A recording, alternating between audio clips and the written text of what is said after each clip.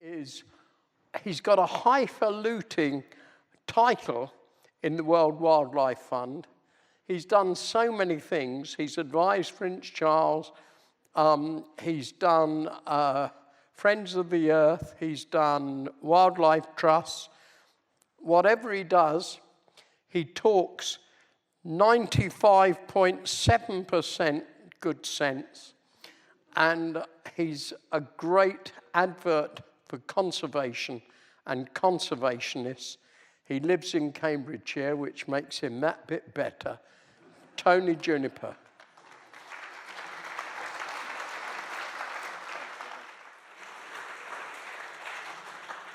Thanks very much, Robin. I saw why you wanted the Laxton estate there in that picture. It looked like it had zebras walking around in it. Maybe that was just the artists who designed the layout for the estate agent. So I think, am I the last person saying very much? Well, thank you very much, Robin, for having the opportunity just to make a few closing remarks in that case then. And I guess one of the things that's going through my mind today and listening to the various presentations going on, all the great work that's happening out there, is just really the sense of urgency that we now need to attach to the whole conservation story.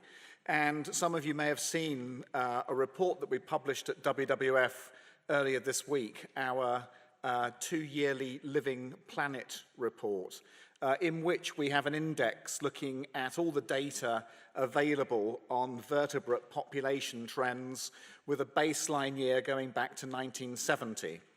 And the report we published this week showed that between 1970 and 2014, which is the cutoff for the last data we've looked at, the decline across the world in birds, mammals, reptiles, amphibians, and fish is 60% in the abundance.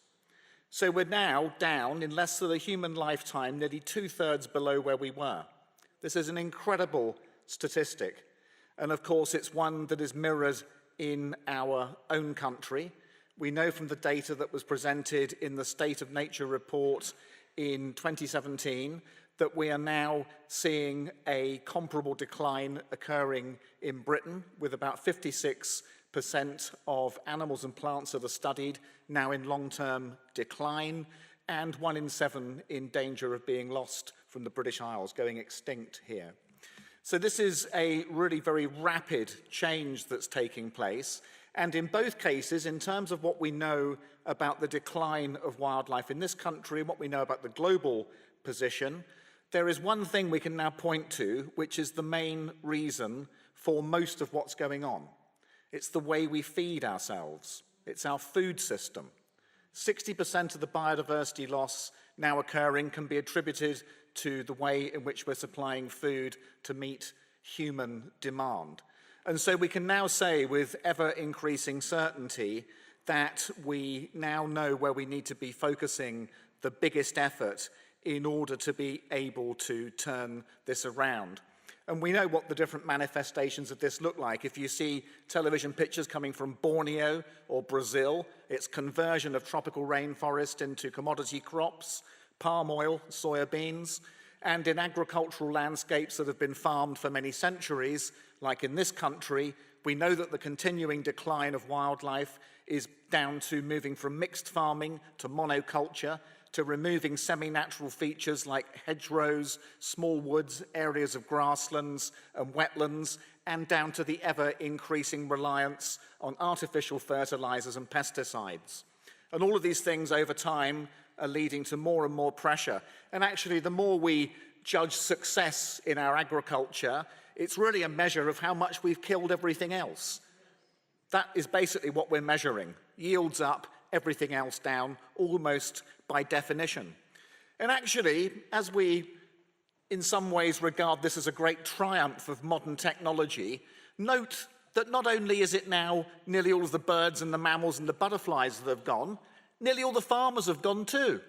It's an incredible system where we've removed the rural population and much of the rural economy, along with all of the wildlife, and we've classified this as some kind of great leap forward, some kind of enormous success.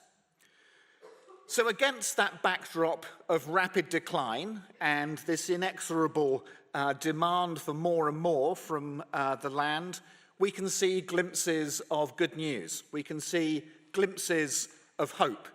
And that is really what inspires me in the work of the Countryside Restoration Trust. And having seen what Robin and his team have done over the last 25 years, it really gives us a sense of inspiration that things do not have to be like this.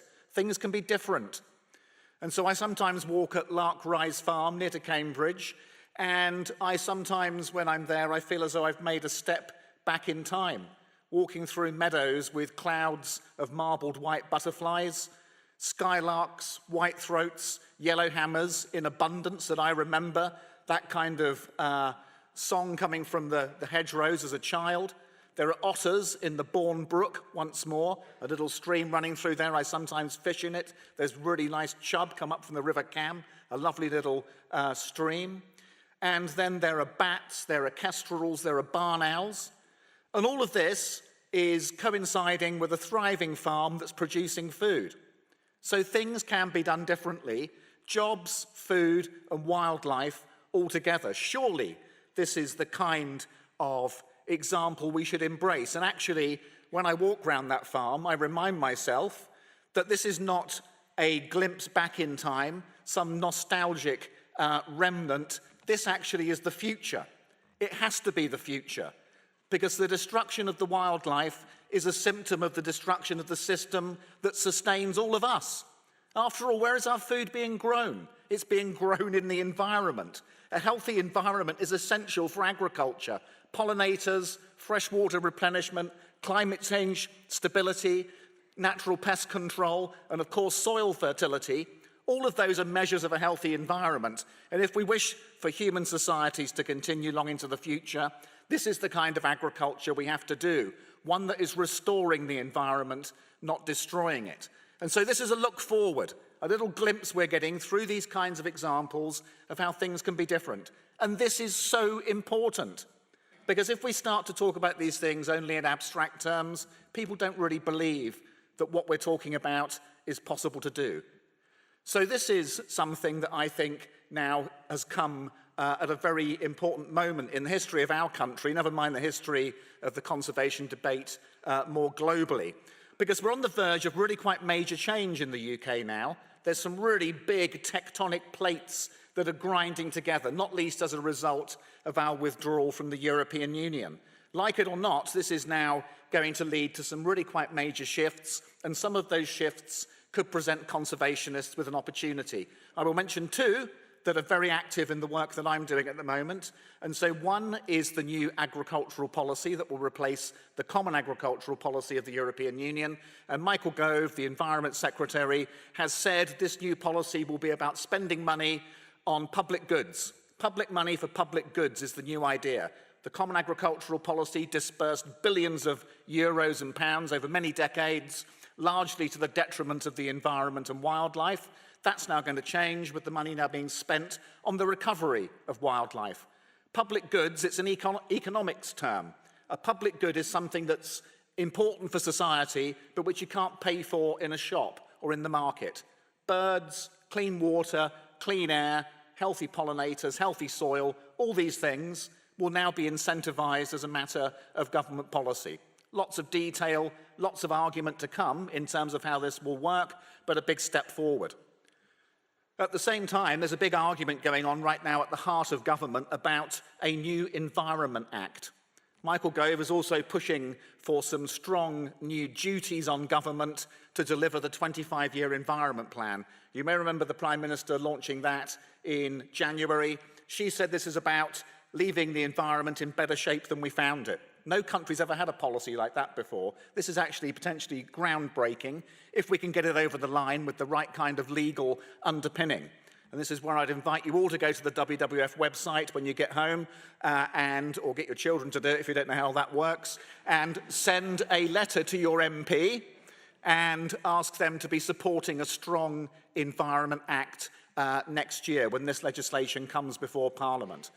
So these are two really big opportunities. And the reason a global network like WWF is putting so much effort into all of this is because we know we need countries to be in the lead on this global campaign that's now needed to avoid a mass extinction of wildlife globally. We need countries to be stepping up. And instead of just monitoring this endless decline going down year on year, we now need to bend the curve back the other way.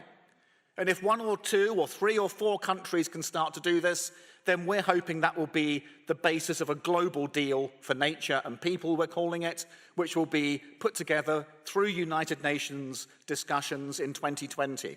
This is the context that we're working towards, is to use the moment we're in now to be able to show some leadership, to press for a global deal to stop the mass extinction.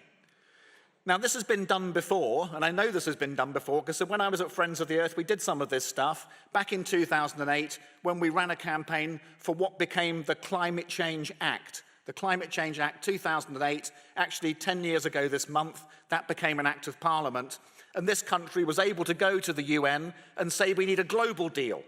And I was in Paris in 2015 when the global deal was agreed, and one of the things that made the global deal possible was the fact that Britain had already said this is what we're going to do. It's a national commitment we've made. The point of the Paris Agreement was that everybody would make a national commitment, and as a result of that, the world moved forward. But leadership was really important. And so you can see some of that here again right now. The context is very similar. We have the data now about the scale of the catastrophic loss of wildlife globally, and now we need countries to step up with the kinds of deals and agreements needed to put things in the other direction. Now, on climate change, 10 years ago, when that kind of thing happened, national leadership leading to a global discussion, we had some really good examples there. Pioneers who were putting together solar power businesses, pioneers who were beginning to experiment with mass-market electric vehicles, pioneers who were putting together some of the first wind farms offshore. All of this stuff at the time, people said, oh, that's all small scale, it will never work. But actually, those pioneers, they made the big deal, the big picture, look solvable by doing it themselves. And this is exactly the context of the CRT's work right now, I would say, is that we're being provided with examples of how we can bend the curve back in the other direction, at the same time as restoring the wildlife, restoring the rural economy. This is a really powerful thing to be doing at a moment when the world is now struggling and grasping for the things that we hope can start to put us on a different trajectory. Because in the end, it's not just the wildlife that will be at risk. Of course, it's the entire of the human economy and human civilization.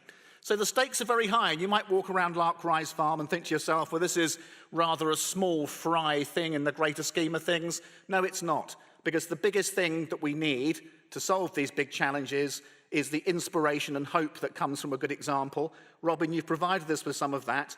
Thank you so much, and we're very much looking forward to the next 25 years when hopefully we'll see the real big impact on policy and thinking that comes from proving it can be done. Thank you so much.